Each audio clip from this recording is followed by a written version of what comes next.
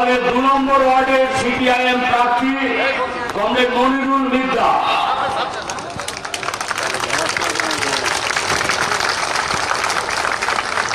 তিন নম্বর ওয়ার্ডের সিপিআইএম প্রার্থী কমরেড অঞ্জুশ্রী ঘোষ। 4 নম্বর ওয়ার্ডের সিপিআইএম প্রার্থী বিশ্বজিৎ ধর চৌধুরী। 6 নম্বর ওয়ার্ডের সিপিআই প্রার্থী কমরেড সুপ্রিয়া গুপ্ত।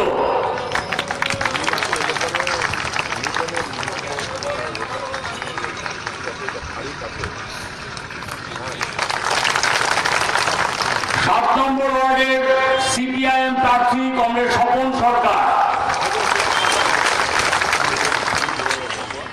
8 নম্বর ওয়ার্ডের সিপিআইএম প্রার্থী কমরেড সুপ্রজিৎ চ্যাটার্জি। 10 নম্বর ওয়ার্ডের সিপিআইএম প্রার্থী কমরেড কালীশঙ্কর ব্যানার্জি।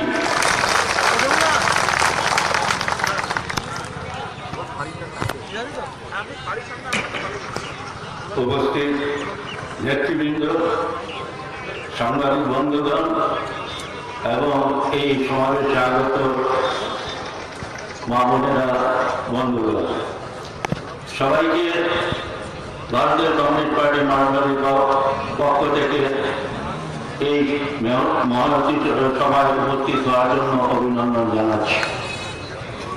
আপনারা জানেন, বহু তালবাহানার পর আগামী 13 তারিখ দুর্গাপুর পৌর নিগমের নির্বাচন অনুষ্ঠিত হতে চলেছে। আপনারা যখন ইস্পাতনগরীতে ঢুকছেন তখন দেখছেন বিভিন্ন তরুণ, বিভিন্ন কাটাউট, বিভিন্ন রকম প্রচারের যে ঢেউ তুলে দেওয়ার একটা প্রচেষ্টা চলছে। প্রতি ওয়ার্ডে প্রায় 8 থেকে 10 লক্ষ টাকা খরচ করা হচ্ছে। এই টাকা কোথা থেকে এলো? সারদা থেকে নারদ বিভিন্ন চিটফান্ড, কলিয়ারি মাটিয়াদের বিভিন্ন অর্থ এবং বিগত যে পৌর সভা পরিচালন কমিটির মধ্যে যে ভোট ছিলেন, আমাদের মস্ত দুর্নীতিগ্রস্ত একটা পৌর ভোট গত পরিচালন কমিটির মধ্যে ছিলেন। সেই অর্থ, এই সার্বিক সমস্ত অর্থ, মানুষের কষ্টার্জিত অর্থ, মানুষের ট্যাক্সের অর্থ, এই অর্থ দিয়ে তারা আজকে দুর্গাপুরে বোঝানোর চেষ্টা করছেন যে দুর্গাপুরে বিরোধী দল বলে কেউ নেই, বিরোধী শক্তি বলে কেউ নেই। নির্বাচন ঘোষণা হওয়ার সাথে সাথে প্রার্থীদের বাড়িতে হুমকি প্রদর্শন, চমকানো, ধমকানো সমস্ত রকম চলছে।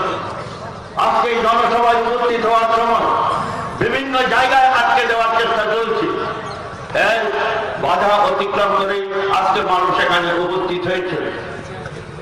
আমরা দুর্গাপুরের মানুষের কাছে এটাই বলতে চাই যে আমরা মানুষের প্রতি বিশ্বাস রাখি, মানুষ পার্টির প্রতি আস্থা বিশ্বাস জ্ঞাপন করে চলেন বলে দুর্গাপুরের মেহনতি জনগণ, দুর্গাপুরের মেহনতি মানুষ, দুর্গাপুরের গরিব মানুষ, দুর্গাপুরের মধ্যবিত্ত মানুষ, তারা এখনো লাল ঝান্ডার প্রতি আস্থাশীল এবং আমরা নিশ্চিত আগামী পৌর নির্বাচনে আমাদের শাসক দল তারা পরাজয় অবশ্যম্ভাবী অনুভব করি বিভিন্ন ধরনের হুমকি প্রদর্শন, দৈহিক নির্যাতন, নানান রকম ভাবে বিরোধী দলের কণ্ঠরোধ করার প্রচেষ্টা নিয়ে চলছে। কারণ তাদের কাছে বক্তব্য বলার কিছু নেই। দুর্গাপুরের শিল্প আজকে শেষ হয়ে গেছে, দুর্গাপুরের শিক্ষা আজকে শেষ হয়ে গেছে, দুর্গাপুরের স্বাস্থ্য আজকে শেষ হয়ে গেছে, দুর্গাপুরের বিভিন্ন উন্নয়ন আজকে স্তব্ধ হয়ে গেছে। বামফ্রন্ট আমলের যে সমস্ত উন্নয়নমূলক কাজগুলো ছিল সেগুলো আজকে ধ্বংসপ্রাপ্তির দিকে চলে গেছে। কারখানা মাত্র 1100 কোটি টাকা বিনিয়োগ করার জন্য আমরা দাবি করছি আগামী 9 তারিখ গোটা ভারতবর্ষের বিভিন্ন প্রান্ত থেকে দিল্লিতে অভিযান হবে। 1100 কোটি টাকা তারা বিনিয়োগ করার ক্ষমতা নেই, অথচ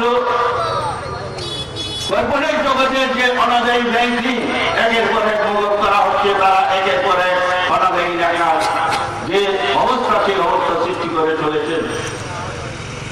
স্টিল যদি বন্ধ হয়ে যায় দুর্গাপুরের সরকার ভবিষ্যৎ অন্ধকার। কারণ ইতিমধ্যে আপনারা জানেন সূর্যকান্ত সালাম সালাম সূর্যকান্ত সালাম সালাম সূর্যকান্ত সালাম সালাম সূর্যকান্ত সালাম সালাম সূর্যকান্ত সালাম সালাম সূর্যকান্ত সালাম সালাম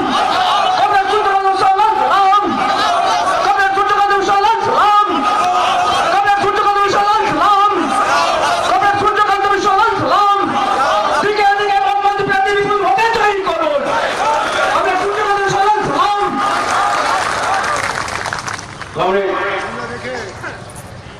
বন্ধ হয়ে গেলে দুর্গাপুর স্টিল প্ল্যান্টের ভবিষ্যৎ অন্ধকার। আমরা দুর্গাপুর স্টিল প্ল্যান্টের বর্তমানে যে উৎপাদন ক্ষমতা জিনিস পড়া 24%।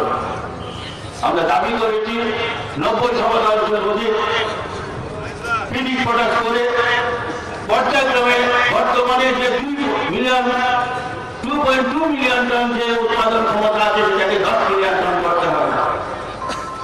আজকে রাষ্ট্রে একটা ছটা সংস্থা বন্ধ হয়ে গেছে, এমএনসি, বিওজেল, ফার্টিলাইজার ইত্যাদি কারখানাগুলো। 16টা কারখানা বন্ধ হয়ে গেছে বেসরকারি, ডিপিএল, ডিসিএল, ডিজিবিএল, ডিবিসি।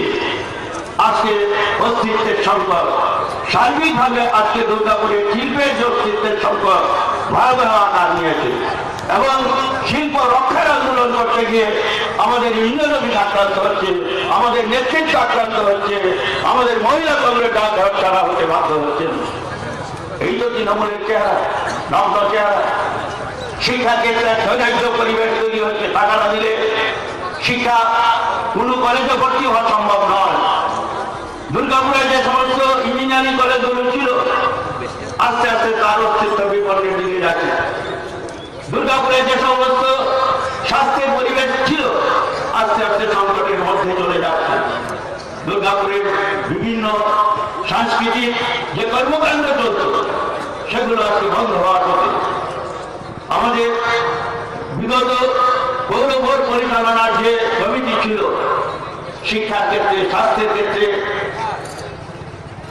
খেলাধুলার ক্ষেত্রে সমস্ত দিক থেকে একটা দুর্গাপুরকে পূর্ণাঙ্গ যে শহর, আধুনিক শিল্প শহর, সেই আধুনিক শিল্প শহর যেভাবে গড়ে ওঠে, যেভাবে তার রক্ষা করা প্রয়োজন সেই রক্ষা করার তাগিদে যে উদ্যোগ গ্রহণ করেছিলেন, আস্তে আস্তে এই অপদার্থ অযোগ্য যে কমিটি পরিচালনের মধ্যে ছিলেন তারা সবটাকে শেষ করে দিতে চাইছেন। তাই তো আক্রমণ। উন্নয়ন করতে পারবেন না, তাই তো আক্রমণ। বাইরে থেকে গুন্ডা নিয়ে আসা হচ্ছে, বাড়ি দখল করা হচ্ছে, বিভিন্ন হোটেল দখল করা হয়েছে। আমি যারা বাইরে থেকে এসছেন তাদের কাছে বিজয়ের সঙ্গে একটা কথা বলতে চাই, আপনারা এসছেন দুর্গাপুরের অতিথি, দুর্গাপুরে নির্বাচনের কর্মকাণ্ড করতে এসেছেন, ভালোভাবে করুন। বাড়ি ফিরে যাওয়ার সময় বা দুর্গাপুরে বসবাসের সময় যেন এই তকমাটা ভেঙে নিয়ে যেতে হয় যে আপনারা সমাজ বিরোধী, আপনারা গুন্ডা। কাজে এই কাজগুলো থেকে আপনারা বিরত থাকুন। মানুষের ভোটাধিকারের যে অধিকার সেই অধিকারকে প্রয়োগ করতে দিন। আমরা সেই কারণেই আবেদন করব আগামী 13 তারিখ সকাল সকাল সবাই মিলে বাম গণতান্ত্রিক ধর্মনিরপেক্ষ জোটের প্রার্থী যেখানে আছে তৃণমূল কংগ্রেস এবং বিজেপির যে জোট অশুভতা একে পরাস্ত করা এবং তার সাথে সাথে আগামী দিনে দুর্গাপুরকে ধ্বংসাত্মক থেকে বাঁচিয়ে রেখে তার উন্নয়নের যে লক্ষ্য সেই লক্ষ্যের দিকে এগিয়ে যাওয়ার জন্য আগামী পৌরবোর্ড ক্ষেত্রে বাম গণতান্ত্রিক এবং ধর্মনিরপেক্ষ শক্তির যে 42টা সিট আছে তাতে আপনারা জয়ী করবেন।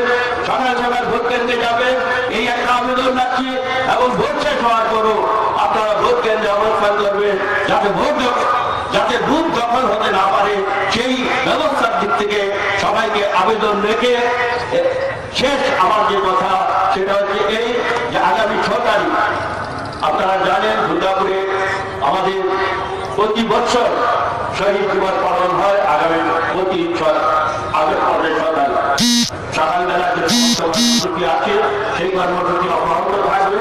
বিকালবেলা 7:30টায় আশিস মার্কেটে জমায়েত হয়ে চণ্ডীদাস মার্কেট পর্যন্ত একটা বর্ণাঢ্য মিছিল হবে সমস্ত প্রার্থীদের নিয়ে। সেদিক থেকে এই মিটিংয়ে অংশগ্রহণের জন্য সবাই কাছে আবেদন জানিয়ে আবারও আগামী 13 তারিখ সকাল সকাল ভোট কেন্দ্রে এসে নিজের যে অধিকার, সংবিধান প্রদত্ত অধিকার, সেই অধিকার প্রতিষ্ঠা করার মধ্য দিয়ে পৌর বোর্ড গঠন করবেন। এই আশা, এই আবেদন, এই প্রত্যাশা রেখে আপনাদের উপর সম্পূর্ণ ভরসা রেখে আগামী পৌর বোর্ড পরিচালিত হবে আপনাদের পরামর্শের মধ্য দিয়ে। সেদিন থেকে আমরা একটা ইস্তাহার প্রকাশ করেছি। সেই ইস্তাহার আপনাদের যে মতামত, সেই মতামতকে গ্রহণ করে সেই পৌর বোর্ড পরিচালিত হবে। এই আশা এবং এই আত্মবিশ্বাস নিয়েই আমরা এখান থেকে ফিরে যাব। এই বলে সবাইকে আবারও ভারতের কমিউনিস্ট পার্টি মানবাদীর পক্ষ থেকে অভিনন্দন জানিয়ে আমি আমার কথা শেষ করছি। এখন আমাদের মাঝে উপস্থিত যে সমস্ত বক্তারা রয়েছে, আমি প্রথমেই আহ্বান করব আমাদের রাজ্য কমিটির অন্যতম নেতা কংগ্রেস কমিশন কুমার চৌধুরীকে।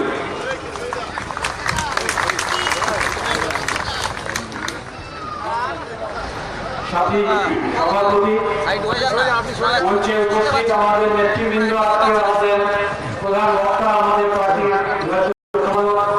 কংগ্রেস সূর্যকান্ত মিশ্র, এখানকার লড়াইয়ের অগণিত সাথী যারা লড়াই করছেন, লড়াইয়ের মধ্যে প্রতিনিধিত্ব আছেন, বন্ধু, মায়েরা এবং বোনেরা, আমাদের যে সামনে নির্বাচন, সেই নির্বাচনের প্রথম পর্যায়ে আমি বলবো যে তৃণমূল কংগ্রেস যারা পশ্চিম বাংলার সমস্ত গণতন্ত্রকে ধ্বংস করেছে এবং একটা শক্তি, যে শক্তি আজকে ভয়ঙ্কর ভাবে আমাদের সমস্ত অধিকারকে কেড়ে নিচ্ছে, তার নমুনা হচ্ছে যে আপনারা আরেকবার দেখতে পাচ্ছেন দুর্গাপুরের এই কর্পোরেশন নির্বাচনে সেই শক্তিকে আপনাদের মুখোমুখি হতে হচ্ছে।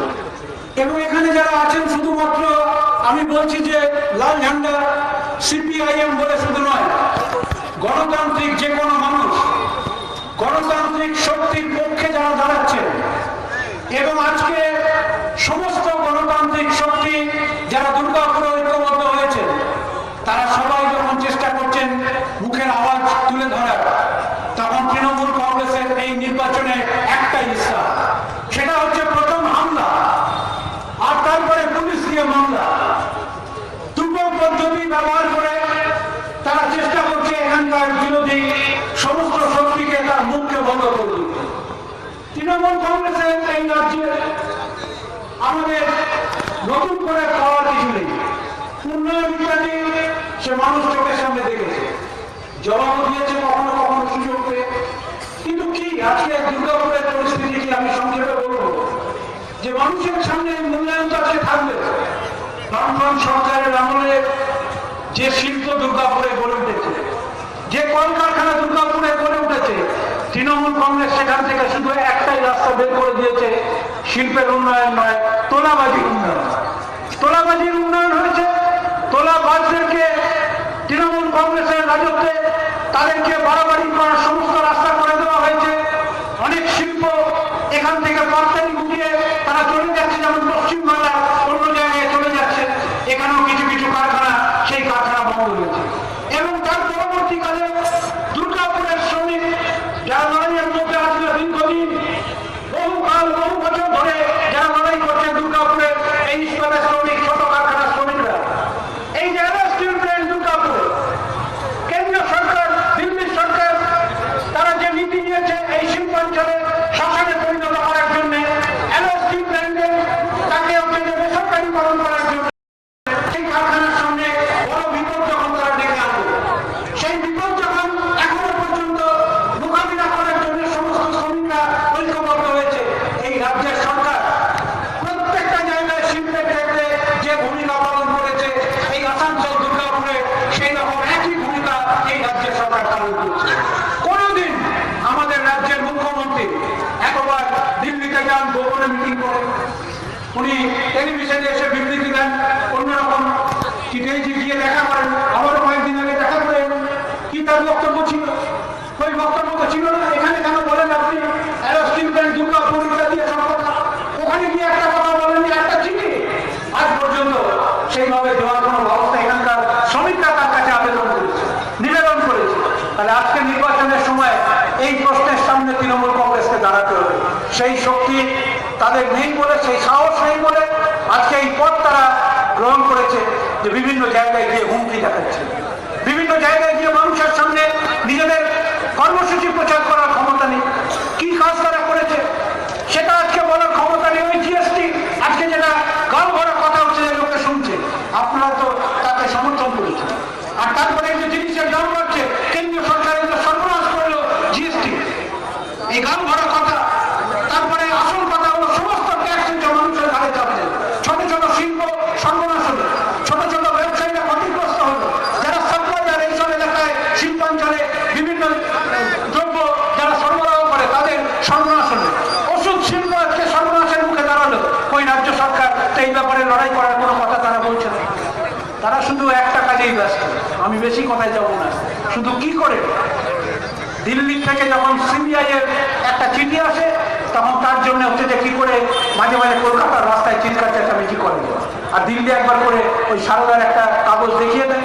অন্য দুর্নীতি, হাজার হাজার দুর্নীতি আছে, একটা কাগজ দেখিয়ে দেয়, সেই কাগজ নিয়ে তারপরে এখানে হচ্ছে যে কলকাতার রাজপথে এইসব কাজকর্ম হচ্ছে যে শুরু করে। আমি বলছি যে দুর্গাপুরের মানুষের কাছে এসবের কি মূল্য আছে? মানুষ জানেন না? আপনারা জানেন না কারা দুর্গাপুরে আজকে এখানে নির্বাচনের আগে যখন রাস্তাঘাট ইত্যাদি আপনাদের বাস্তব অভিজ্ঞতা আপনারা মিলিয়ে দেবেন। এখন যারা ময়দানে নেমে পড়েছেন 4 বছর 4.5 বছর ধরে তারা কি কাজ করেছেন? কি করেছেন দুর্গাপুরের পৌরপর? যখন দুর্গাপুরের কর্পোরেশন ছিল, এডিডিএ ছিল, 135 কোটি টাকা এডিডিএর হাতে ছিল। কর্পোরেশন তার যে কাজ করে যে টাকা রেখে এসেছিল তার হিসাব আজকে কর্পোরেশনকে, এডিডিএ বোর্ডকে আজকে দিতে হবে এই নির্বাচনের মুখে। তার থেকে পালিয়ে যাওয়ার ভয়ে এই রাস্তা তারা গ্রহণ করেছে। তাই আপনাদের কাছে আমি আহ্বান করবো যে সমস্ত জায়গায় আমাদের যা শক্তি আছে, আমি মা বোনেদের বিশেষ করে বলবো বাড়ির ভিতরে সেই শক্তি সঞ্চয় করুন। যুব শক্তির কাছে আহ্বান করবো সেই শক্তি আপনারা সঞ্চয় করুন, করে হচ্ছে যে আপনারা বাড়িতে বাড়িতে সেই প্রচারকে গড়ে তুলুন। আর যেখানে যেখানে আমাদের প্রার্থী আছেন, অন্য প্রার্থী বামফ্রন্টের প্রার্থী আছেন, সমস্ত সমবেত শক্তিকে জয়ী করার জন্য আগামী 13 তারিখে আমরা সর্বশক্তি নিয়োগ করবো। এই কথা বলে আপনাদের সবাইকে অভিনন্দন, নমস্কার জানিয়ে আমার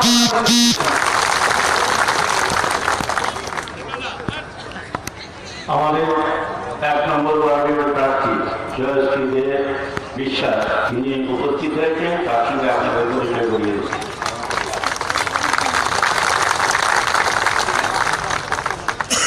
এখন বলবেন আমাদের রাজ্য কমিটির অন্যতম নেতা এবং আমাদের জেলার সাংগঠনিক কমিটির আহ্বায়ক কমরেড গৌরাঙ্গ চ্যাটার্জি। কমরেড গৌরাঙ্গ চ্যাটার্জিকে বলার জন্য অনুরোধ করছি। साथी सभापति और मेरा दोस्त साथियों, इस इलाका का दोस्तों मुख्य भाई, अभी दुर्गापुर नगर निगम चुनाव में तृणमूल कांग्रेस और बीजेपी का पराजय से समाज की अपेक्षा है और इनको पता हो चुका है इस चुनाव में दुर्गापुर की मजदूर और दुर्गापुर की आम जनता तृणमूल कांग्रेस तथा बीजेपी का खिलाफ एक पद पर होकर इनको पराजित करने के लिए उनका मन में जो निश्चय था वो तय कर लिया है। और इसलिए हम लोग देख रहा है इस दुर्गापुर के इस चुनाव में तृणमूल कांग्रेस दुर्गापुर का अगल बगल का कुछ थाना इलाका से कुछ दुष्कृति, कुछ लोहा माफिया, कुछ कोयला माफिया, कुछ बाली माफिया और इनका साथ साथ हमारा बगल का जिला बांकुड़ा तथा बीरभूम और झारखंड से कुछ गुंडा लोगों को लाने का इन लोगों ने सिद्धांत लिया है और इन लोगों ने यहाँ पे आ चुका है। साथ ही हमारा कहना यह है, इन गुंडे लोग जिन लोगों ने आए हैं यहाँ पर, उन्होंने तो आए हैं अपना इच्छा से, लेकिन चुनाव का दिन 13 तारीख अगर कोई भी कुछ खराब काम करने का कोशिश करेगा, कहीं पर वोट लूटने का, कहीं पर लोगों का वोट देने का अधिकार को अगर इन्होंने खत्म करने का कोशिश करेगा तो इसको घर में वापस जाने का सिद्धांत आप लोग को लेना है। मैं उम्मीद है कि दुर्गापुर की आम जनता इस सिद्धांत का लिए तैयार है और मैं देश को आप लोगों का बात से उम्मीद करेंगे अगला 13 तारीख का जो चुनाव का दिन है, इस दिन आप लोग को ये तय करने पड़ेगा कि पश्चिम बंगाल में जिस तरह से तृणमूल कांग्रेस गुंडागर्दी खून खराबी, मां बहनों का इज्जत लूटने का तरह से अर्थनैतिक घोटाला और हमारा यहाँ पे जो इंडस्ट्री को खत्म करने के लिए बीजेपी का साथ तथा सामुदायिक ताकतों का साथ हाथ मिला के जो काम कर रहा है, इसका खिलाफ दुर्गापुर का आम जनता लड़ करके अपना अधिकार है, अपना जो मांगे है, इसको कायम करेंगे और इस चुनाव में हमारा वामपंथ को उम्मीदवार को विजयी बनाएंगे। इतना ही बोलकर आप सब साथियों को लाल सलाम बधाई देते हुए मेरा बात खत्म कर रहा हूँ। इनकलाब जिंदाबाद, मजदूर वर्ग एकता जिंदाबाद। আমাদের মাঝে উপস্থিত আছেন আমাদের রাজ্য কমিটির অন্যতম সদস্য কমরেড অমল হালদার, তাকে বলার জন্য অনুরোধ করছি।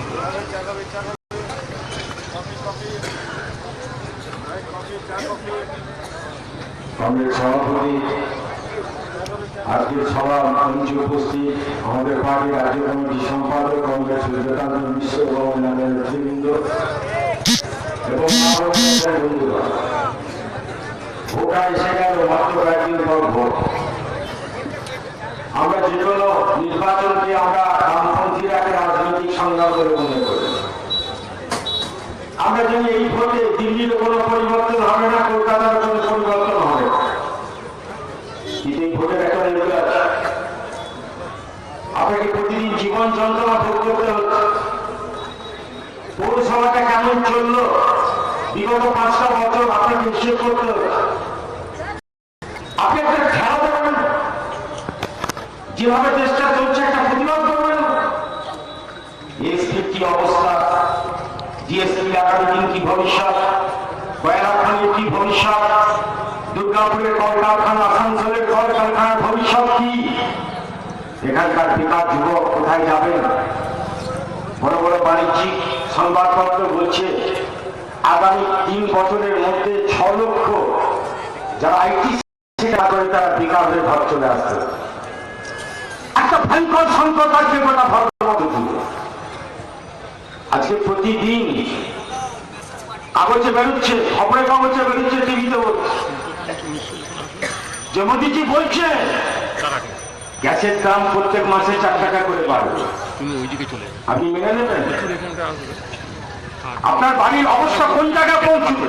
যাদের কম আয়, যারা কন্ট্রাক্টর লেবারে কাজ করে, যাদের কম বেতন পান, সংসার চালাতে পারবেন?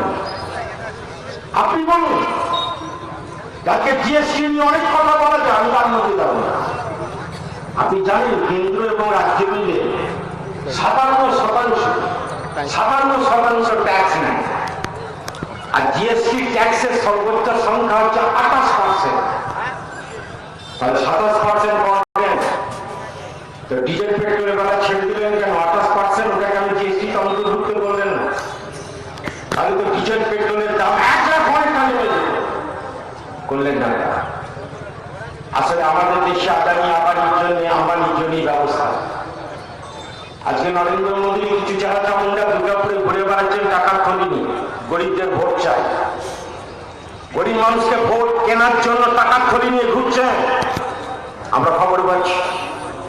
আমাদের কমরেডরা বলছে যে কিভাবে বিভেদ তৈরি করা যায় জনগণের মধ্যে। তার জন্য তো বিজেপি একবারও মুখ ফুটে কথা বলে না। আজকে যে টাকা বিলুচ্ছে, গরিবদের প্রশ্ন করা উচিত। গত নির্বাচনের সময় নরেন্দ্র মোদী বলেছিলেন যে প্রত্যেকের ব্যাংক অ্যাকাউন্টে 15 লক্ষ টাকা ঢুকবে, বিদেশি কালো মুদ্রা আমি নিয়ে আসবো। কোথায় সেই টাকা? আজকে টাকা দিচ্ছেন, নিজের পায়ে নিজে পুরুল মারছেন, ভবিষ্যতে খাবেন কি?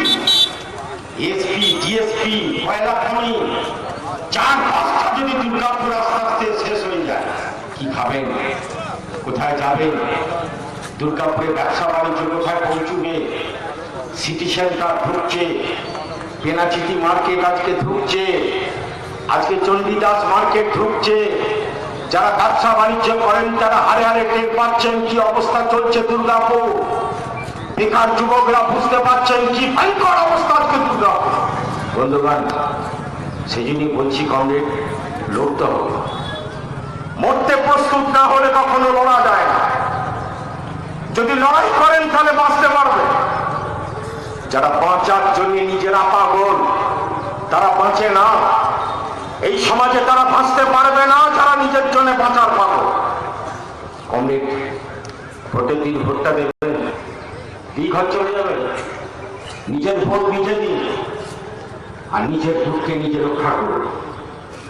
আপনি জেনে রেখে দিন, ভোটের দিন যদি ভোটটা দেওয়ার পর দুটো মুড়ি, দুটো রুটি, দুটো খাবার নিয়ে এসে সবাই মিলে মা বোনেরা, এলাকার মানুষ বিশালভাবে যদি বসে থাকে, নির্দিষ্ট সীমানার বাইরে গুন্ডাদের এত সহজ নয় সেই দুঃখকে ক্যাপচার করা। যদি আপনি থাকেন, ভোটের দিন শুধু ভোট দেওয়া না, নিজের দুঃখকে রক্ষা করতে হবে।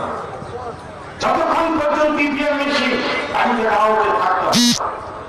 বন্ধুগণ, কেন এসব নির্বাচন কমিশন এই মমতা ব্যানার্জি সরকার আমাদের কাছে কি প্রত্যাশা করে? এই নির্বাচন কমিশন আপনাকে সাহায্য করবে না, এক ফোঁটা সাহায্য করবে। পুলিশ প্রশাসন, দুর্গাপুরে যারা পুলিশ প্রশাসন এক ছোটা সাহায্য আপনাকে করবে। বরঞ্চ জেনে দিন, বহিরাগত গুন্ডাদের রক্ষা করার জন্য আগে পিছনে পুলিশ ঘুরে বেড়াবে। আপনি যদি কোনো জায়গায় একটু প্রতিরোধ করেন, পুলিশ যে আপনাকে অ্যারেস্ট করবে, তার সত্ত্বেও কমপ্লেন করতে হবে। বহিরাগত শক্তি ক্ষমতা নেই। যদি আভ্যন্তরীণ শক্তি, নিজেদের শক্তিকে বাড়াতে পারেন, যদি মই একটা চ্যালেঞ্জ নেন, দুর্গাপুর করলাম, কত জায়গায় মিটিং করলাম, অভিজ্ঞতা হচ্ছে 43 ওয়ার্ডে সব জায়গাতেই কংগ্রেসের মধ্যে একটাই বিষয়, আমরা জিতব। একটা জয়ের বার্তা গোটা দুর্গাপুর। আর যত জয় তত দেখবে টিএমসি কিরকম ভয়ঙ্কর খারাপ অবস্থা। আচ্ছা, টাকা লোক সামালতে পারে, কোটি কোটি টাকা মেরেছে। এই 5 বছরে একজন কমিশনার থেকে শুরু করে টিএমসি 1 পোয়া, 8 পোয়া, 3 পোয়া যত নেতা আছে, এরা কত মেরেছে মন্দির। অতএব সেই টাকা, দুর্নীতির টাকা আরো বাড়াতে হবে। সেই কারণে দেখবেন শেষ মুহূর্ত পর্যন্ত চেষ্টা করবে। এবং এটা আমাদের শিক্ষা। যারা প্রচুর টাকা মেরে কোটিপতি, তারা কেউ বলতে চায় না, তারা সব ভোগ করতে চায়। তোরা আসবে, দূর থেকে নির্দেশ দেবে, ওদের চালা চামুন্ডাতে যা বলবার কাটা, গুলি চালা কাটা, কিন্তু তিনি আসবেন না। কিন্তু তিনি জানেন, আমার গায়ে যদি একটা কিছু লেগে থেকে যায়, যদি মনে পড়ে যায়, তাহলে এত চুরি করা সম্পত্তি ভোগ করবে। তাহলে হচ্ছে কিছু ওরা আকুল, ওরা আমাদের সঙ্গে লড়তে পারে না। জনগণের সঙ্গে, দুর্গাপুরের শ্রমজীবী মানুষের সঙ্গে লড়বার ক্ষমতা ওদের নেই। নিজেদের শক্তি বাড়া, এক একটা বুককে রক্ষা করুন। আমাদের জীবনের অভিজ্ঞতা, 500 জন বাঁচা বাঁচা বুক আবদ্ধ এসেছে গ্রাম আক্রমণ করতে। মা বোনেরা এই 500 জনকে তাড়া করেছে, পিটিয়ে মেরেছে, এবং 500 জন তাদের চটি জুতো খুলে ছুটে পালিয়েছে। আমি অভিজ্ঞতা চালাবো। এই তো আউসগ্রামে ভয়ঙ্কর ঘটনা ঘটলো কয়েক মাস আগে আউসগ্রাম। কাঁপতে শুরু করেছিল পুলিশ, থার থার থার থার করে পুলিশ কাঁপছে, বলছে বাবা আমাকে ছেড়ে দাও বাবা। গোটা আদিবাসী মানুষ দৌড়ে গেছেন সেখানে, আদিবাসীদেরকে প্রচন্ড আক্রমণ করার প্রতিবাদে। বন্ধুগণ, পুলিশ প্রশাসনে কিছু করতে পারবে না, কিচ্ছু করতে পারবে না। এটা জেনে রেখে দিন, আপনাকে যেমন সাহায্য করবে না, কিছু করতেও পারবে না। যদি আমরা ঠিক থাকি, আমরা যদি সতর্ক থাকি, লড়াই ময়দান থেকে যেন আমরা কেউ চলে না যাই, যেন বুথগুলোকে আমরা ঠিক মতো রক্ষা করতে পারি। জেনে রেখে দিন, যারা টিএমসি করেন তাদের কাছে আমার আবেদন, আপনার জন্য তো 4 টাকার কমের গ্যাস আপনাদেরকে ছাড় দেবে না। আপনি কি পারবেন আগামী দিনে বাঁচতে? আজকে এসপি জিএসপি যদি বন্ধ হয়, আপনি বাঁচতে পারবেন? আপনি আপনার সন্তানের মুখের দিকে তাকিয়ে দেখুন, সে চাকরি করবে কোথায়? আপনি একজন টিএমসি লোক হতে পারেন। আপনাকে বলছি, আপনি একটা ধাক্কা দিন, ধাক্কা দিয়ে বলুন টিএমসি নীতিটা খারাপ, বিজেপি নীতিটা খারাপ, এই নীতিতে দেশ চললে দেশ বাঁচবে না। একটা ধাক্কা দিন। যদি ধাক্কা না দেন, তাহলে টিএমসি বিজেপি বলবে যা করছি ঠিক করছি, আরো চুরি করছি, আরো চুরি করবো। আর কেন্দ্র সরকারের যে চাপ, আক্রমণ বাড়ছে, আগামী দিনে দ্রুততার সঙ্গে ডিএসপি বেসরকারীকরণ হবে যদি বিজেপি ভোট পায়। দ্রুততার সঙ্গে রেল, কয়লা খনি আরো দ্রুততার সঙ্গে বেসরকারীকরণ হবে, বলে আমি কেউ বাঁচতে পারবো না। সেই কারণে বলি, এই নির্বাচন একটা রাজনৈতিক সংগ্রাম। এই নির্বাচনে টিএমসি বিজেপিকে ধাক্কা দিতে হবে। আর দুর্গাপুর এই নির্বাচনের দিকে তাকিয়ে আছে গোটা পশ্চিমবঙ্গ। কমরেড, দুর্গাপুরের কত নাম, 60-এর দশকে দুর্গাপুরের কত নাম, তখনকার যারা ছিলেন আজকে সবাই বেশিরভাগই বয়স্ক, প্রবীণ কিংবা কেউ প্রয়াত হয়েছেন। এই দুর্গাপুরের নাম শুনলে গোটা পশ্চিমবঙ্গের মানুষ লাল দুর্গাপুর বলে অভিহিত করত। এই দুর্গাপুরে আশিস জব্বার জীবন দিয়েছে, এই দুর্গাপুরে কতজনের জীবন দিয়েছে। এই দুর্গাপুর সিআরপিএফ এর বিরুদ্ধে লড়েছে দুর্গাপুর। এই দুর্গাপুর ধর্মঘট করেছে সিআরপি, মারাত্মক গুলি চালাচ্ছে, তার সামনে বুক পেতে দিয়েছে সেদিন এই দুর্গাপুর। তাই দুর্গাপুরের মানুষ তার লড়াইয়ের মেজাজ গোটা পশ্চিমবঙ্গের কোণে কোণে পৌঁছে গেছে বহুদিন ধরে। আজকে 3টে মাস ধরে, 4টে মাস ধরে কখনো শেখ দুর্গাপুরের নামে বিশাল জাথা পদযাত্রা, গোটা দুর্গাপুরে লং মার্চ, কখনো স্টিল এলাকার মানুষ চারপাশে ঘুরছেন, বিভিন্ন জায়গায় কারখানা বাঁচানোর জন্য লড়াই, এসপিকে বাঁচানোর জন্য গোটা দুর্গাপুরে লড়াই, আন্দোলন, সংগ্রাম, সবেটি লাল ঝান্ডা, সবেটি আমরা। বন্ধুগণ, টিএমসি লোকেরা কিন্তু এসপি ডিএসপি কিচ্ছু বাঁচাবার চেষ্টা ওরা করবে না। আজকে ডিএসিএল ধ্বংস হয়ে গেল, ডিপিএল ধ্বংসের মুখে, কোকো ভ্যান চলে গেল, এমএনসি আগেই ধ্বংস, সার কারখানা আগেই ধ্বংস, বিওসিএল শেষ হয়ে গেছে। কি নিয়ে বাঁচবেন? যদি বাঁচতে হয় তাহলে এই লাল ঝান্ডা যারা লড়াই করছে সেই লড়াই চালিয়ে যাবে। তাই নির্বাচনে লড়াই ভোট দিয়ে কর্পোরেশনের একটা শুধু ভোট দখল করা নয়, এর মধ্য দিয়ে এই বার্তা জনগণের কাছে পৌঁছে দেওয়া। তোমরা লড়ো, জনগণ বলে দেবে লড়ো, আমরা আছি, সেদিনই আপনাকে ভোটটা দিতে হবে। এই বার্তা জনগণের কাছে পৌঁছে দিতে হবে। লড়াই করে আমরা অঙ্গীকারবদ্ধ, আমরা শপথ নিচ্ছি, আমরা লড়াই চালিয়ে যাব। বন্ধুগণ, সেই ভাবনা থেকে দেখবেন যারা টিএমসি করেন, তাদেরকেও বলছি, নিজেদের সর্বনাশ নিজেরা করবেন না। কেন আক্রমণ করছেন? কেন মারামারি করছেন? কেন মিথ্যা মামলা করছেন? এক একটা কমরেডের বিরুদ্ধে মিথ্যা মামলা করছেন, পুলিশ যাচ্ছে, আইবি যাচ্ছে ঘরে ঘরে, সব ঠেকিয়ে দেওয়া যায়? এসব ঠেকানো সম্ভব? যদি সেই সব করেন তাহলে আমাদেরকে ভাবতে হবে। দুর্গাপুরে পুলিশ প্রশাসনকে বলছে নিরপেক্ষ থাকুন, আপনি ভোট লুট করলে আপনাকে মানুষ রেখে দেবে, এই দিন যাবে না, এই দিন চলতে পারে না, পরিস্থিতির পরিবর্তন ঘটবে। আজকে পুলিশ প্রশাসন যা করছে মাথায় রাখবেন ভয়ঙ্কর। কথায় কথায় বলেন 34 বছর তো জোড়া করলি, কি করেছি? দুর্গাপুরে কোনো মানুষ বলতে পারবেন আমরা রিগিং করেছি? সন্তোষ দেবরা জিততেন না, গত নির্বাচনে সন্তোষ দেবরা জিততে পারতেন না। দিলীপ মজুমদার জিতেছেন একটার পর একটা নির্বাচন, মিনার খান জিতেছেন একটার পর একটা নির্বাচনে। টিএমসি কোনো লোক বলতে পারবেন আমরা কোনো রিগিং করেছি? কোনোদিন পুলিশকে নিয়ে হামলা করে আমরা ভোটে জিতেছি? এটা হলে দুর্গাপুরের মানুষ কখনো বামপন্থীদের সহ্য করতে পারতেন না, অনেক অনেক আগে বিদায় দিতেন। বামফ্রন্টকে জেতালেন কত নির্বাচনে, মানুষ স্বাভাবিকই বিশ্বাস করে। 34 বছর বলে যারা বলেন, দিদিমণি শিখিয়ে দেওয়া ভুলি, 34 বছর বলেন যারা, তার জন্ম হয়নি, সে 17-18 বছরের ছেলে, সে জানে না 34 বছর কি। 40টা বছর ভালো ছিল বলে আজকে পশ্চিমবঙ্গে এই জায়গায় আমরা পৌঁছতে পেরেছি। দিদি দেশটাকে ধ্বংস করতে চায়, রাজ্যটাকে ধ্বংস করতে চায়। আমরা চাই এই রাজ্যকে গড়ে তুলতে হবে, এটা আমাদের দায়িত্ব। আমি বেশি কথা বলবো না, যা বলবেন এখানে রাজ্য সম্পাদক। আবার আপনাদেরকে বলি, 13 তারিখ আমাদের কাছে চ্যালেঞ্জের দিন। আজ থেকে সব ঠিক করে নিই, আজ থেকে ঠিক করে নিই, নিজের ভোট নিজে দেবো, আর বুথকে রক্ষা করবো। সমস্ত মেয়েরা ছাতা মতি সব কিছু নিয়ে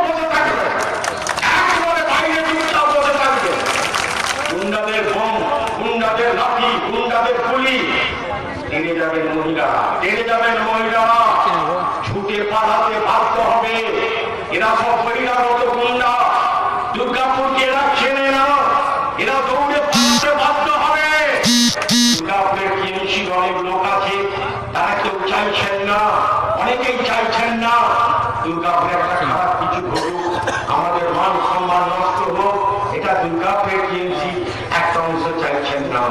স্বাভাবিকভাবে পরিস্থিতি অনেকগুলো দিক থেকে আমাদের পক্ষে অনুকূল। কংগ্রেসটা 13 তারিখ পর্যন্ত সেই মেজাজ নিয়ে গোটা দুর্গাপুরে আপনারা দাঁড়ান এবং বামপন্থী ভোট গোটা দুর্গাপুরে গড়ে তুলুন। পরিবর্তনের হাওয়া নয়, ঝড় চলছে গোটা দুর্গাপুরে। পরিবর্তন করার একটা ঝড় উঠে গেছে গোটা দুর্গাপুরে। আপনারা সবাই তার শরীর হন।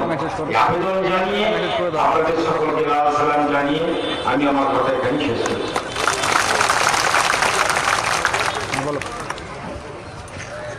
এখন বলবেন আজকে আমাদের এই সভার প্রধান বক্তা পরিবারের অন্যতম সদস্য এবং পশ্চিমবঙ্গ রাজ্য কমিটির সম্পাদক কংগ্রেস সূর্যকান্ত মিশ্র। আমি কংগ্রেস সূর্যকান্ত মিশ্রকে অনুরোধ করব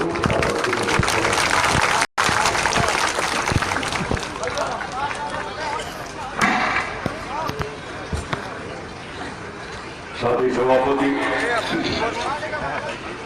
মঞ্চে উপস্থিত নেতৃবৃন্দ, সাথী বন্ধু এবং ভাইরা, আমি আপনাদের সবাইকে আমাদের পক্ষ থেকে, আমাদের পার্টির পক্ষ থেকে, বামপন্থীদের পক্ষ থেকে ধন্যবাদ, অভিনন্দন জানাচ্ছি। এবং প্রথমে আবেদন করব আমি আপনাদের যে এই আসন্ন যে আমাদের এখানে পৌর নিগম নির্বাচন, সেই নির্বাচন আমাদের বামফ্রন্টের যে প্রার্থীরা আছেন তাদের আপনারা ভোট দিয়ে জয়যুক্ত করবেন। যেখানে আমাদের বামফ্রন্টের প্রার্থীরা নেই, অন্যরা কেউ লড়ছেন।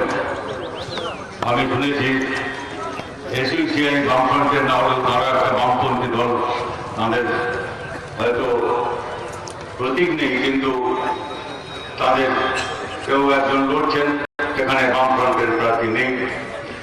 সেখানে আমরা তাদের ভোট দিতে আবেদন করেছি। আর কিছু জায়গায় আমাদের সঙ্গে কংগ্রেসের কোনো জোট হয় না, কিন্তু আমরা নেই বা বামপন্থীরা নেই, কংগ্রেসের কিছু প্রার্থী আছেন। আমরা মনে করি যে বিজেপিকে, তৃণমূলেরকে হারাতে পারবে যে, যেখানে আমরা নেই তাদের আপনারা ভোট দেবেন, এটাই হচ্ছে আমার। আমি আপনাদের খুব বেশি কথা বলতে চাই না, যা আমি বলবো ওদের জন্য বলবো, যারা এখানে হয়তো আছেন। ফিরে গেলে আপনাদের সঙ্গে যাদের দেখা হবে, যারা তৃণমূল বা বিজেপি বা অন্য কোনো ঝান্ডা বইছেন, সেই সব মানুষের কাছে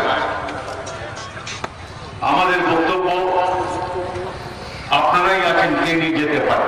আমাদের তো টিভি চ্যানেল নেই, কাগজ একখানা আছে, আমি জানি না কজন আপনারা পান করেন, কটায় আমরা পৌঁছতে পারছি। তো বাকি আপনারাই আমাদের মুখপত্র। কাজে আমি আপনাদের আবেদন করতে চাই, অল্প যে কদিন বাকি আছে মানুষের কাছে আমাদের যেতে হবে। বারবার আমরা এই কথা বলি, মানুষ মানে মানুষ, এইসব আমরা বিচার করি না। শ্রমিক, খেটে খাওয়া মানুষ, মধ্যবিত্ত, ছোট দোকানদার, ছোটখাটো ব্যবসা করে, নানা রকম মানুষ আছেন যারা মেহনত করে খান, জীবিকা উপার্জন করে, যাদের উপরে বিরাট বোঝা চাপছে, সেই সব মানুষের কাছে আমাদের যেতে হবে। কোন পার্টি করেন দেখবেন, ও তৃণমূল করে, তো কি হয়েছে? তৃণমূল করতে পারে, বিজেপি করতে পারে, সাধারণ মানুষ আর ওই তৃণমূলের মুখ্যমন্ত্রী তো এক ব্যাপার না। কি প্রধানমন্ত্রী আমাদের দেশে, যে বিজেপি যে করেন সাধারণ সমর্থক, তিনি আর প্রধানমন্ত্রী কি এক লোক নেই? কিছু লোক ভাবছেন যে তৃণমূল এই সরকারটাকে যদি হটাতে হয় তাহলে বিজেপি করতে হবে। ওদের রাগ হচ্ছে বর্তমান সরকারের উপর, আর ভাবছেন বিজেপি করলে বোধ হয় তাদের মুক্তি হবে। সর্বনাশ থেকে সে মানুষ দেখেন যে সেটা তো আমাদের দুর্বলতা, আমরা সে মানুষকে আমাদের সঙ্গে সমবেত করতে পারছি না, তার কাছে আমাকে যেতে হবে, সব মানুষের কাছে যেতে হবে। কিছু লোক তৃণমূল করছেন, ভাবছেন যে বিজেপি যদি এখানে বাড়ে তাহলে এখানে মানুষের যে সম্প্রীতি আছে, সংখ্যালঘু অন্যান্য অংশের মানুষের যে নিরাপত্তা বিপদ হবে। সুতরাং কি উপায় আছে? সুতরাং তৃণমূলকে ভোট দাও, দিদি বোধহয় মোদির হাত থেকে বাঁচাবেন, আর কেউ ভাবছে মোদি বোধহয় দিদির হাত থেকে বাঁচাবেন। আরে বুঝতে পারছেন না, ইনি আর উনি ও একটাই পয়সা, এই গোবরের এপিঠ আর ওপিঠ, আর কিছু ব্যাপার না, একই লোক। তো সেই মানুষের কাছে আমাদের পৌঁছতে হবে, আমাদের কথা কেন করবে? বিজেপি করবেন কেন? তৃণমূল করবেন কেন? আমাদের প্রাণীরা করবেন কেন? আমাদের অপরাধ কি করে? আমরা বলি রাজনৈতিক সংগ্রাম, নীতি নিয়ে যাই আমরা আমাদের যা মানুষ চেনেন, আমাদের ত্রুটি দুর্বলতা যা আছে চেনেন, আর আমাদের যা সাফল্য আছে, যা শক্তি আছে, আমাদের ইতিবাচক যা কিছু আছে তাও আপনারা চেনেন, ওদেরও আপনারা চেনেন, দেখছেন অভিজ্ঞতা থেকে। সেইটা হচ্ছে দুনিয়াতে, দেশে আমাদের রাজ্যে যা হচ্ছে সব ঠিক আছে, সব ঠিক আছে তো ঠিক আছে, আপনি যা করছেন করুন, কেউ না করছেন না, কিন্তু আমরা মনে করছি ঠিক নেই। এটা কি ঠিক যে দু বছরে দিল্লিতে মোদী সরকার হওয়ার পর যে 1 ভাগ লোকের 100 জনের মধ্যে একজন লোক, যদি 100 কোটি হয় তাহলে 1 কোটি লোক, 1% মানুষের হাতে প্রায় 60% হতে যাচ্ছে, প্রায় সম্পদ কেন্দ্রীভূত হয়ে তাদের হাতে হচ্ছে 7 ভাগ। সব আমাদের দেশের যদি মোট সম্পত্তি 100 টাকা হয়, 60 টাকা হচ্ছে একটা লোকের হাতে। ছিল কত 2 বছর আগে, 3 বছর আগে কত ছিল? 50-এর কম ছিল। আর কখনো এরকম হয়নি। আমি জিজ্ঞেস করছি, যিনি তৃণমূল করছেন, যিনি বিজেপি করছেন, তাকে গিয়ে জিজ্ঞেস করুন, আপনি কি ওই 1% পক্ষে, নাকি বাকি যে 99 জন আছে তার পক্ষে? আপনি কার পক্ষে দাঁড়াবেন? যদি 99 পক্ষে দাঁড়াতে হয় তবে লাল ঝান্ডা আছে, তার পক্ষে দাঁড়ান। আর যদি 1 ভাগের পক্ষে দাঁড়াতে হয় তো যান, তৃণমূল বিজেপি করুন, কোনো আপত্তি নেই, বা কিছু করতে পারে। অনেক আছে, আমি তার মধ্যে যাচ্ছি, যেতে পারে। এটা তো নীতির লড়াই হচ্ছে।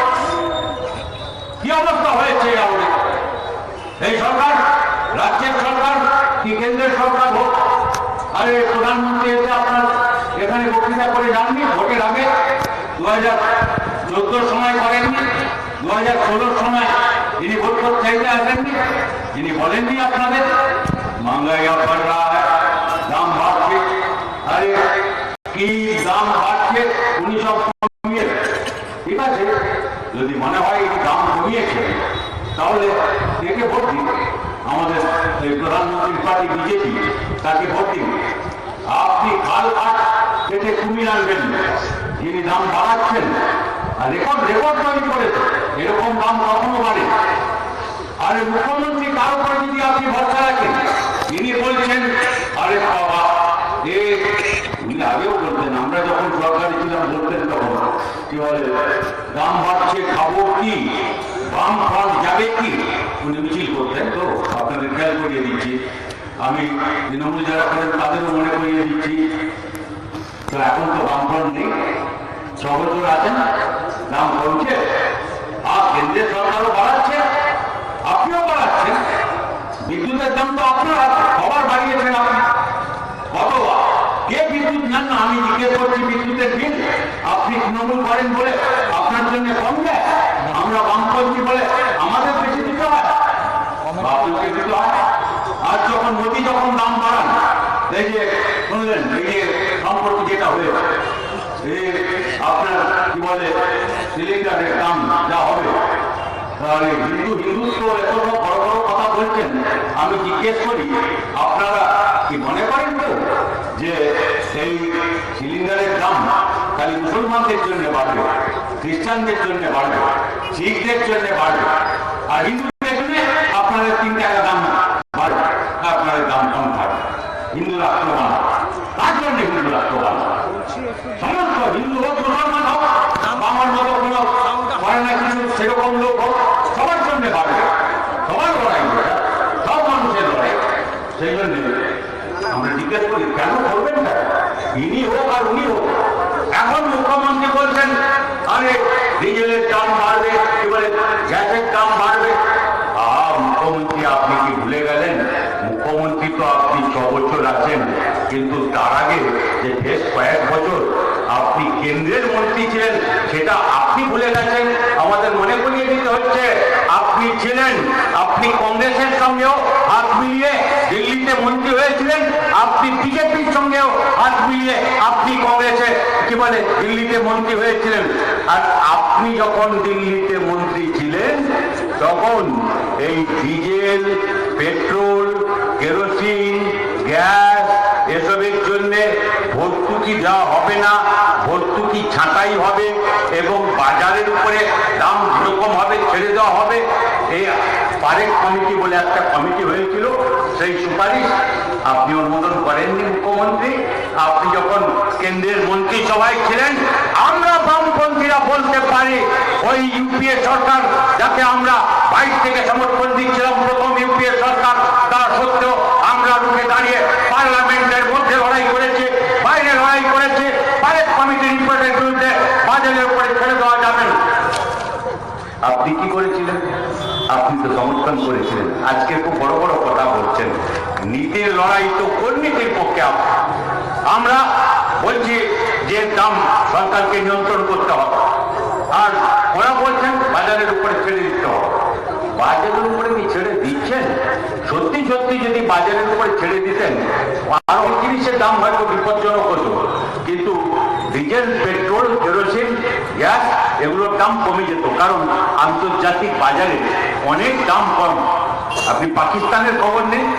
আরে প্রধানমন্ত্রীজি, আপনি বড় সার্জিক্যাল স্ট্রাইক যেখানে বড় বড় কথা বলে সব বলছেন, ওই পাকিস্তানেও আমাদের চাইতে ডিজেল, পেট্রোল, কেরোসিনের দাম কম।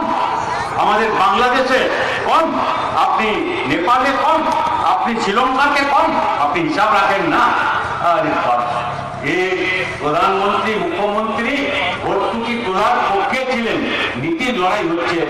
আপনি কেন ওখানে থাকবেন? আরে এক কাপ চায়ের দাম এখন যা হয়েছে আপনি বুঝতে পারছেন।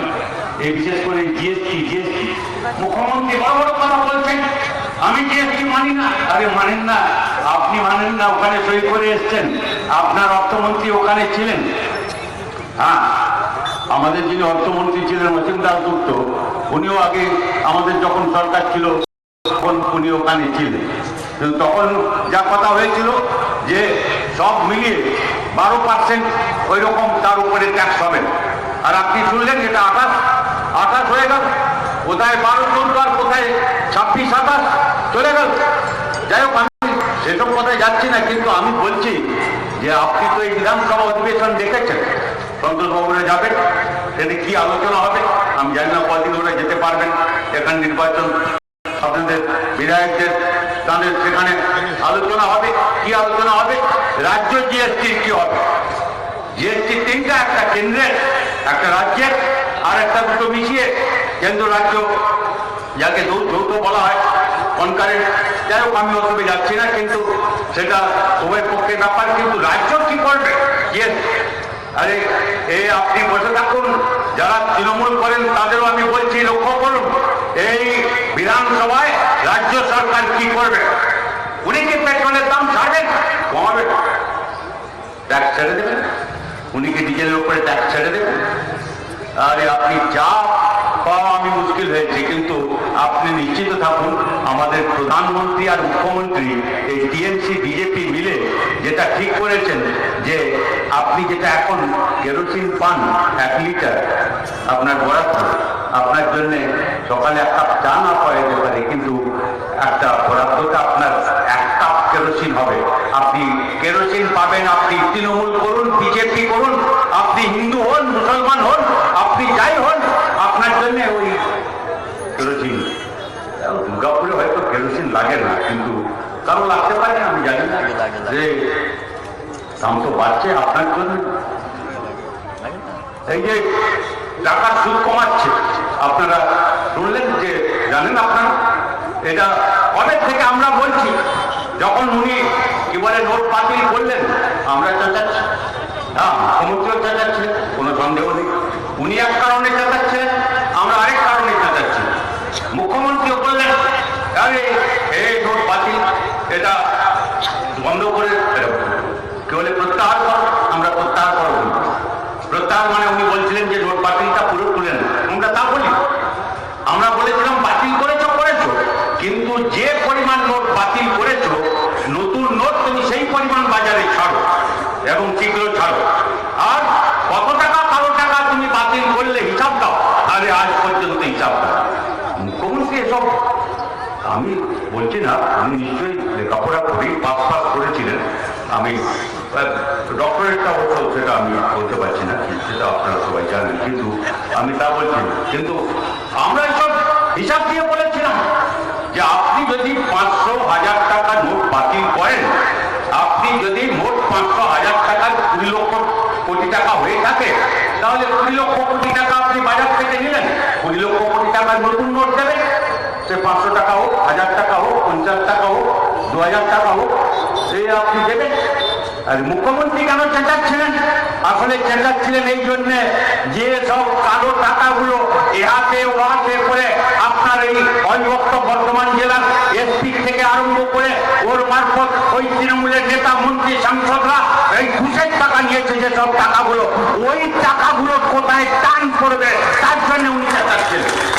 আমরা তার জন্য চেঁচাচ্ছিলাম, আমরা বলছিলাম সর্বনাশের দিকে যাচ্ছে। এই নোট যদি না দেয়, যে পরিমাণ নোট তুলে নিল সেই পরিমাণ নোট যদি বাজারে না ছাড়ে, তাহলে মানুষ বিপদে পড়বেন। আপনার টাকা আছে কিন্তু টাকা নেই, আপনি গিয়ে ব্যাংকের সামনে দাঁড়াবেন, আপনার যদি কি এটিএম ফেটিএম এসবের সামনে আপনি যদি দাঁড়ান, তাকেও কিছুক্ষণ দাঁড়ানোর পরে আর টাকা শেষ হয়ে যাবে। তারপরে আর কি আমাদের প্রধানমন্ত্রী বললেন যে মোবাইলে অ্যাপসে তুমি টাকা পাবে।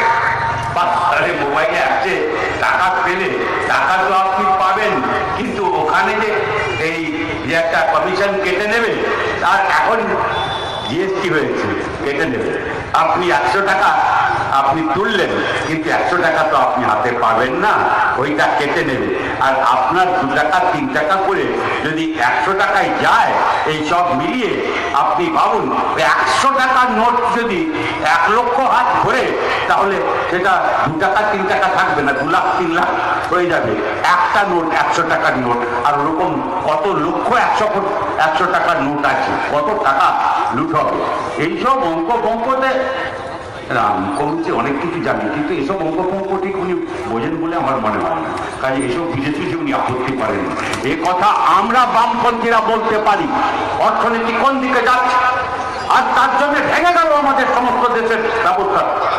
আমাদের সব ছোট কলকারখানা, শিল্প, ম্যানুফ্যাকচারিং যাকে বলে, বেকাররা যেখানে কাজ পাওয়ার কথা সবচেয়ে বেশি, সেই সব শিল্প লালবাতি জানলো এই সময়কালে। ধর্মশিল্প, লেদার ইন্ডাস্ট্রি, ওই যে যেটা বাইরে আমাদের যায়, জুতো থেকে, ব্যাগ থেকে, মানি ব্যাগ থেকে আরম্ভ করে চামড়ার থেকে কত জিনিস তৈরি হয়, সেগুলো যায়। বিরাট বিরাট পরিমাণ বন্ধ হয়ে গেল, বিরাট লোকসান। আমাদের হুঁশিয়ারি, কাপড় চোপড়, গেঞ্জি মেঞ্জি এসব যা তৈরি হয় বাইরে যায়। অলঙ্কার শিল্প আমি বলে শেষ করতে পারবো। এই প্রধানমন্ত্রী কি বলেছিলেন যে আমি প্রত্যেক বছর তোমাকে 2 কোটি বেকারকে কাজ দেব। আর 2 কোটি বেকারকে কাজ দেবেন, 5 বছরে 10 কোটি বেকারকে কাজ দেবেন। আর 10 কোটি বেকারকে কাজ দেবেন, আর 10 কোটির মধ্যে আমাদের মুখ্যমন্ত্রীর দাবি যে প্রায় উনি যদি 2 কোটি দেন, খালি পশ্চিমবাংলায় উনি প্রায় 1 কোটি দিয়ে দেবেন বেকারকে কাজ। ওনার বেকার থাকবে পশ্চিমবাংলা, 100 উনি বেকারি দূর করে দিয়েছে। এই দুজনই দাবি করছে, কিন্তু আমি আপনাদের জিজ্ঞেস করি, আপনারা জানেন 2 কোটি বছরে যে কাজ দেওয়ার কথা, 3 বছরে 6 কোটি মানুষকে কাজ দেওয়ার কথা, 3 কোটি 6 কোটি মানুষের মধ্যে 6 লাখ লোক কাজ পেয়েছে না, পায় নতুন কাজ। 6 লাখ লোক কাজ পেয়েছে, কোথায় পাবে? আপনার এই জিএসটিতে কি লোক দিচ্ছে নাকি কেন্দ্রীয় সরকার? আপনার কি এসপিতে লোক নিচ্ছে নাকি কেন্দ্রীয় সরকার? এখানে আয়কর ইনকাম ট্যাক্স থেকে আরম্ভ করে কেন্দ্রীয় সরকারের যত দপ্তর আছে কিংবা রেল ট্রেন যেসব সংস্থা আছে সেখানে কোথাও লোক নিচ্ছে? সব জায়গায় লোক ছাঁটাই হচ্ছে, কমাচ্ছে। রিটায়ার হয়ে গেলে আর সেই পদ পূরণ হচ্ছে না, আর ঘুরে ঠিকা বিকা এইসব করে চালাচ্ছে। এই রাজ্য সরকারও কাজ, কেন্দ্রীয় সরকারও কাজ, সংকোচন করো কাজ। আর কাজ তো আপনার 2 কোটির জায়গায় 2 লক্ষ হলো না, বরং যারা কাজ করছিল তারা কাজ চলে গেল, কাজ চলে গেল। এই খালি নোট বাতিলের জন্য সেই হিসাব আমি এসব জনসভায় করতে চাই না। Centre for monitoring Indian economy, CMI বলে একটা সংস্থা আছে যারা এসব হিসাব নিকাশ বের করেন, তারা যা হিসাব বের করেছেন, আমি তৃণমূলের বন্ধু হন, আপনি বিজেপির বন্ধু হন, আমি আপনাকে বলছি যে ভাই এটা আমার কথা নয় তো, আমি বানিয়ে বলছি ওদের হিসাব দিয়েছে দেখে নিন যে আপনার 1,70,00,000 লোক যারা কাজ করছিল তারা বেকার হয়ে গেল এই খালি নোট বাতিলের জন্য। আর বাকি যারা আছে তারা বেকার হবে। এই জিএসটি যখন পুরোপুরি চালু হয়ে যাবে, কেন্দ্র রাজ্য সব মিলে, ছোট দোকান ব্যবসা থেকে আরম্ভ করে, ছোট মোটর শিল্প থেকে আরম্ভ করে আমাদের কথা ছেড়ে দিন। বড় কষ্ট লাগে আপনাকে সত্যি বলছি, মানে বানিয়ে বলছি না আপনাকে, কিন্তু আমি সত্যি কথাই মাঝে মাঝে মনে পড়ে গেলে সকালবেলায় যখন শুনলাম যে আটার দাম হয়েছে 36 টাকা 34 টাকা, এসে যখন আমাকে বলছে সকালবেলা দুখানে রুটি খাই, আমি বললাম যে রুটি খাবো না, মুড়ি। আপনি আসছেন, আমার বলতে কষ্ট হচ্ছে যে আমি কালকে সত্যি মুড়ি খেয়ে বেরিয়েছি, আমি আজকে রুটি খাই না। কষ্ট তো, কারণ আমাদের এটা আপনারা সবাই জানেন, আমরা যারা এখানে বসে আছি, আমাদের কি বলে ভারতের কমিউনিস্ট পার্টি, মার্ক্সবাদী যারা সর্বক্ষণের কর্মী আছে, আমাদের কেউ 5,000, কেউ 6,000, কেউ 7,500, আমি সবচেয়ে বেশি পাই বোধহয় রাজ্য সম্পাদক করে 7,500 টাকা মাসে পাই। আমার যা পেনশন MLA মন্ত্রী ছিলাম, সেই পেনশনের টাকা আমরা ওখানে জমা দিয়ে দিই, বাকি 7,500 টাকা মাসে পাই। 7,500 টাকায় যেরকম চলতে হয় সেরকম চলি, সেরকমই পড়ি, সেরকমই খাই, সেরকমই বাঁচি।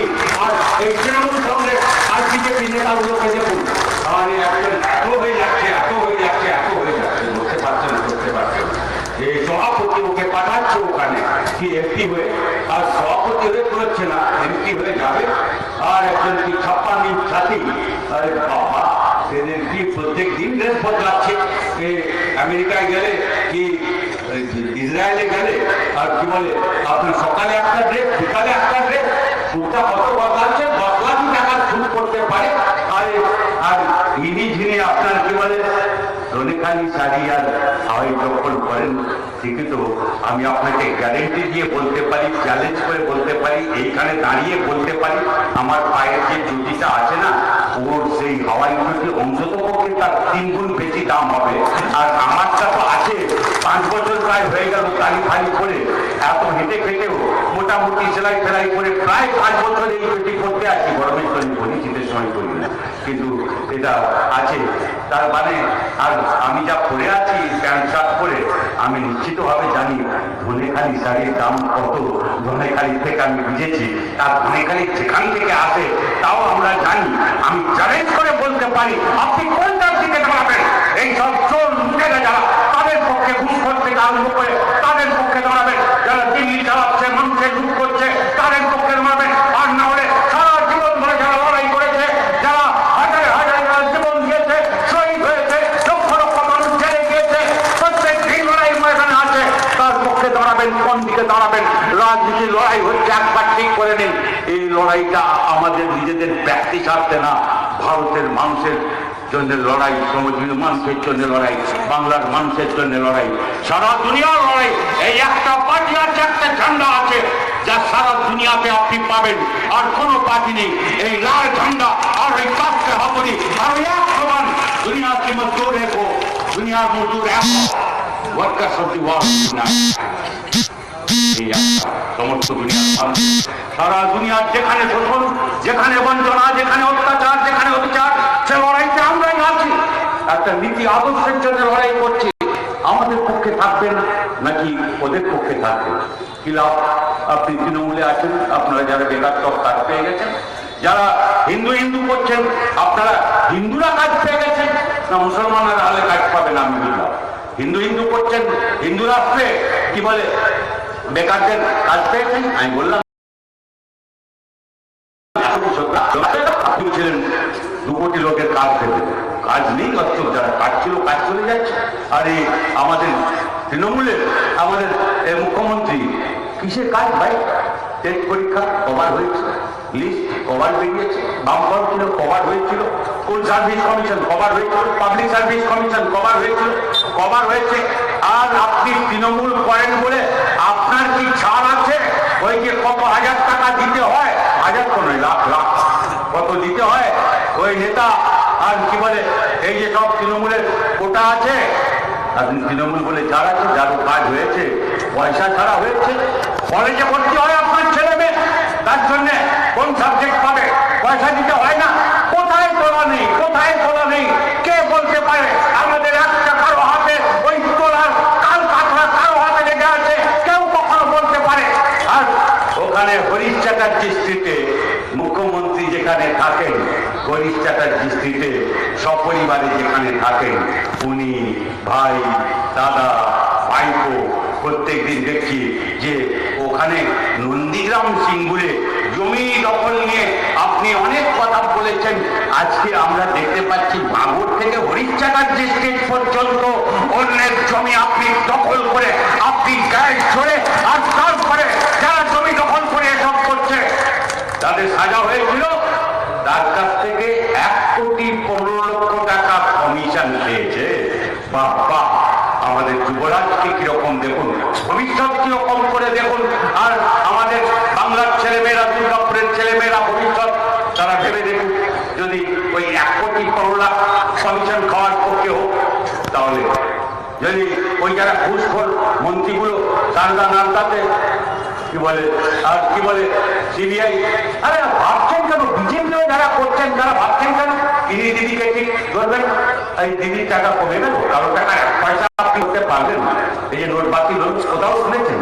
আমি দুর্গাপুরের কথাই বলি, দূরের কথা ছেড়ে দিন, রানীগঞ্জের কথা বলি, আপনার এখানকার কথা বলি। এই যে নতুন জেলা হয়েছে এই আমাদের কি বলে পশ্চিম বর্ধমান জেলা, সেই জেলার কথাই বলি। এখানে বিজেপির একজন প্রার্থী হয়েছিলেন বিধানসভায়, আমি নাম ফাম মনে রাখতে পারি না, এদের নাম মনে রাখতে গেলে মহাপুরুষদের নাম ভুলে যাবো, নিজের বাবা মার নাম মনে রাখতে পারবো না, নিজের নামই হয়তো মনে রাখতে পারবো না, এত মহাপুরুষ সব। একজন প্রার্থী হয়েছিলেন, ধরা পড়েনি, আবার একা ধরা পড়েননি, তার সঙ্গে একজন তৃণমূলের মুখ্যমন্ত্রী সফর সঙ্গে হয়েছিলেন, ওই যে সিঙ্গাপুর গেছিলেন, ভুলে যাবেন, একসঙ্গে ইনিও আছেন উনিও আছেন, আরো একজন 3জন, আমি সব ঠিক খেয়াল করতে পারছি না। আগে এই কি বলে ওইখানে ওই এয়ারপোর্টে অন্ডার মন্ডলের কাছাকাছি একজন রানীগঞ্জের, একজন আন্ডার মন্ডলে, একজন দুর্গাপুরের, যতদূর আমি খেয়াল করতে পারছি আর কি 3জনই। এই বিজেপিও আছে, তৃণমূলও আছে। এরা এই যে প্রধানমন্ত্রী বলেছিলেন যে আমি নোট বাতিল করলাম, তাহলে আর নোট কি বলে জাল করতে পারবে না, 2000 টাকার নোট চালু করে দেবে। 500 টাকার নোটে যদি আপনার কোথাও লুকিয়ে রাখতে, কালো টাকা যারা রাখে নোটে, কম লোকই রাখে না, কিন্তু যে জায়গা লাগতো, ধরুন 1 সুটকেস লাগতো, তাহলে আপনার যদি 2000 টাকার নোট হয়, তাহলে 4 গুণ টাকা বেশি রাখতে পারবেন, কারণ একটা নোট 500 টাকায় 4টা নোট হয়। তো 2000 টাকার নোট করতে গেছিলেন, 500 টাকাকে 2000 টাকার নোট হাতে হাতে এরা ধরা পড়েছিল। এই তৃণমূল বিজেপি, আপনি ভাবেন বিজেপি কয়জন বিধায়ক খালি আমি পশ্চিমবাংলা ছেড়ে দিলাম, আরে গাড়ি ভর্তি 2000 টাকা নোট নিয়ে যাচ্ছেন, দেখেননি আপনারা সংবাদ মাধ্যমে সব এসছে। ইনি লড়বেন কালো টাকার বিরুদ্ধে, 1 পয়সা বিদেশ থেকে কালো টাকা 1 পয়সা আনতে পেরেছেন, খালি বিদেশে ঘুরে বেড়াচ্ছেন। কিন্তু যতবার যান আমাদের দেশের টাকা বিদেশি ব্যাংকে চলে যাচ্ছে, বিদেশ থেকে 1 টাকাও আসছে না। ভুল বলছি না ঠিক বলছি? যদি ঠিক বলছি আমাদের পক্ষে দাঁড়ান, আর যদি ভুল বলছে বিজেপির পক্ষে দাঁড়ান, তৃণমূলের পক্ষে দাঁড়ান, কোনো সচেতনা নেই, মুখ চাপে না বলছি তাই বলছে, এটাই টিভিতে দেখাতে পারে, কাগজে লিখতে পারে। এই দুটো নীতির লড়াই হচ্ছে, সংঘাত হচ্ছে, সংঘর্ষ হচ্ছে। আরে ইনি কেন ধরতে পারলেন না? 3 বছর প্রধানমন্ত্রী, 56 ছাত্রী কোথায় গেল? আরে এই একটা সারদা নাচতে কাউকে ধরতে পারে। আজকাল একটা বেরিয়েছে যে ডাক্তার নাকি সব জাল ডাক্তারই, ভোট সার্টিফিকেট তো যাই হোক, ভোট সার্টিফিকেট তো অন্য লোকেরও ছিল, মন্ত্রী হয়েছিল, কোথায় বাকি। কিন্তু বাকি যার ডাক্তার শুনতে পাচ্ছি, কিন্তু এখন ভুয়ো পেশেন্ট মনে ওই সিবিআই নোটিশ করলো, হাসপাতালে ভর্তি হয়ে গেল, পেশেন্ট না, ভুয়ো পেশেন্ট। আরে না হয় জেলে গেল, জেল থেকে হাসপাতালে চলে গেল, বেরিয়েছে, হাসপাতালে ঢুকে গেল, নোটিশ করলো, হাসপাতালে ঢুকে গেল, এ বলে দিল, ও বলে দিল, বাস। আরে ঘুরে বেড়াচ্ছে, এই সিরিয়াল চলছে, কিছু হচ্ছে না, এই খেল চলছে। আপনি কি এতে বিশ্বাস করেন যে এদের কাছ থেকে আপনি সুবিচার পাবেন? না, পাবেন না। এর কাছ থেকেও পাবেন না, ওর কাছ থেকেও পাবেন না। দুর্গাপুরের মানুষ তো আপনার অভিজ্ঞতা থেকে বুঝেছেন, 3 বছর সরকার হয়েছে, আর দুর্গাপুর, শিল্পাঞ্চল, আসানসোল থেকে আরম্ভ করে, খনি থেকে, ইস্পাত থেকে, সার্ক থেকে আরম্ভ করে, কোন শিল্প কোনখানে এরা যে সব কথা বলেছিলেন, 3 বছরে এসব বিক্রি হচ্ছে। তিনি যখন ছিলেন মুখ্যমন্ত্রী, যখন দিল্লিতে মন্ত্রী ছিলেন, উনিও তাই করেছেন। বিজেপির সঙ্গে, কংগ্রেসের সঙ্গে যখন উনি মন্ত্রিসভায় ছিলেন, খালি মন্ত্রী হওয়ার জন্য এই নীতি সমর্থন করেছিলেন। আপনার খেয়াল আছে, এমএমসি বোধহয় ট্যাক্স না কি একটা পেয়ে, এমএমসি না, হ্যাঁ, আরে এমএমসির সঙ্গে বলি ট্যাক্স পেয়ে গেছি। আরে এতই ট্যাক্স পেয়েছেন যে এই 6 বছরে আজ সে ট্যাক্স কোনো কাজে লাগছে না, আপনি দেখছেন।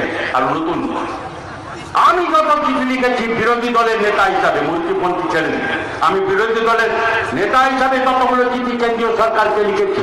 দুর্গাপুর হোক, আসানসোল হোক, বা অন্য জায়গায় চা শিল্পই হোক, উত্তরবঙ্গে যতগুলো চিঠি লিখেছি, আমি বুক চাপড়ে বলতে পারি মুখ্যমন্ত্রী তার 10 ভাগের 1 লিখেনি। আমি প্রধানমন্ত্রীকে লিখতে পারি, কেন্দ্রের মন্ত্রীকে লিখতে পারি। আমি যখন কংগ্রেস সরকার ছিল, প্রধানমন্ত্রীর সঙ্গে দেখা করেছি আমরা গিয়ে, বামপন্থীরা, রাষ্ট্রপতির সঙ্গে দেখা করেছি। নরেন্দ্র মোদী যখন প্রধানমন্ত্রী হয়েছেন, আমরা গিয়ে দেখা করেছি এই কালো টাকার বিরুদ্ধে ব্যবস্থা নেওয়ার জন্য। করেননি, উনি কিছু করেননি। সুপ্রিম কোর্ট থেকে সিবিআই আদেশ নেওয়া না বেরোনো পর্যন্ত কিছু হয়নি। কাজে আমরা লড়াইতে আছি। আমরা মানুষের জীবন জীবিকার উপরে যে আক্রমণ, সেই আক্রমণের বিরুদ্ধে দাঁড়িয়ে যে লড়াই, প্রত্যেক দিনের লড়াইতে আছি। মানুষের অধিকারের উপরে, গণতন্ত্রের উপরে যে স্বৈরতান্ত্রিক আক্রমণ হচ্ছে, ফ্যাসিবাদী কায়দার আক্রমণ হচ্ছে, যদি কেউ বুক পেতে দাঁড়িয়ে আছে, তো আমরা দাঁড়িয়ে আছি। যাদের কেনা যাবে না, যাদের ভয় দেখিয়ে সরানো যাবে না, আমরা দাঁড়িয়ে আছি। যখন মেহনতি মানুষের ঐক্য ভাঙবার জন্য একজন উনি হিন্দু করছেন, আরেকজন মাথায় দিয়ে একবার বসে এটা ওটা করছেন।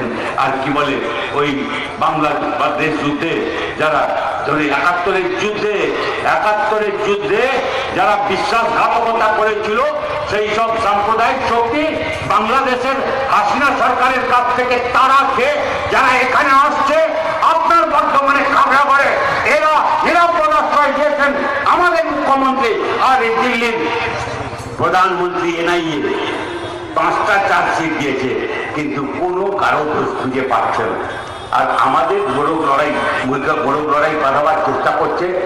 আর যদি মাঝখানে কেউ দাঁড়ায়, ধর্মনিরপেক্ষ অবস্থানে যদি কেউ থাকে, আমরা বামপন্থীরাই আমরা বুক বাজিয়ে বলতে পারি, সমস্ত মানুষের যে যার ধর্ম বিশ্বাসের অধিকার থাকবে, আচরণ করবার অধিকার থাকবে, এবং কেউ করে না তার করবার অধিকার থাকবে। কিন্তু রাষ্ট্র রাজনীতির সঙ্গে ধর্ম মেলানো যাবে না।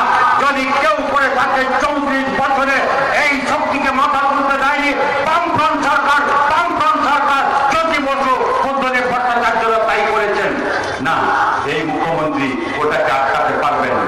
তাই এই সব লড়াইয়ের জন্যে, বাংলার জন্য, দেশটার জন্য, দুর্গাপুরের জন্য, আপনার জন্য, আপনার ছেলে মেয়েদের জন্য, ভবিষ্যৎ প্রজন্মের জন্য আসুন এই লড়াইটা আমাদের সঙ্গে দাঁড়ান, বামপন্থীদের সঙ্গে দাঁড়ান। আমরা কথা দিচ্ছি, শেষ রক্তবিন্দু দিয়ে লড়াইতে থাকবো। কেউ হটাতে পারবে না। ভোটের দিন সে পরীক্ষা দেবে, দুর্গাপুরের মানুষ দেবে।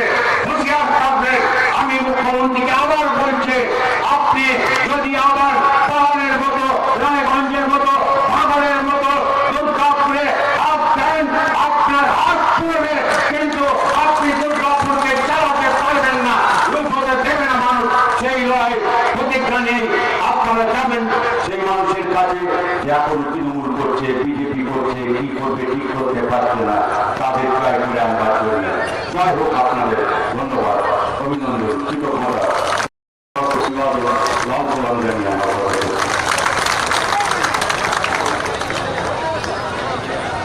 আপনাদের সবার পক্ষ থেকে একটা অভিনন্দন এবং ভারতের কমিউনিস্ট পার্টির মানবাড়ির পক্ষ থেকে সবাইকে অভিনন্দন জানিয়ে আজকে সমাপ্ত ঘোষণা করছি। যারা বিভিন্ন জায়গা থেকে এসছেন স্বেচ্ছাসেবকরা তাদের সাথে নিয়ে যাবেন, রাস্তায় যাতে কোনো